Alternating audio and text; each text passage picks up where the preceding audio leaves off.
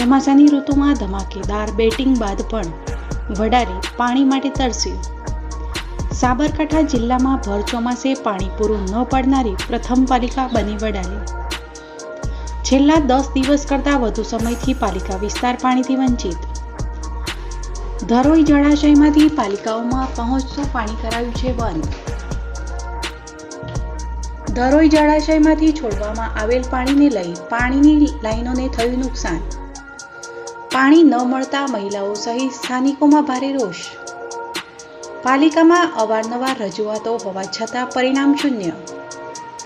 હર ઘર નલ સે જલ અભિયાન વડાલીમાં સંપૂર્ણ પોકળ સાબિત થયું. પાણી ન મળતા કપડાં વાસણ સહિત જમવાનું બનાવવામાં મહિલાઓને હાલાકી. ચોમાસાની ઋતુમાં વડાલીમાં નોંધાયો છે 64 ઇંચ કરતાં પણ વધુ વરસાદ. આવનાર દિવસોમાં ચોક્કસ નિરાકરણ ન આવે તો થઈ શકે છે પાલિકા સામે વિરોધ. પાણીની સમસ્યા વચ્ચે સ્થાનિકો પાલિકાથી ત્રાહિમામ પોકારી ઉઠ્યા.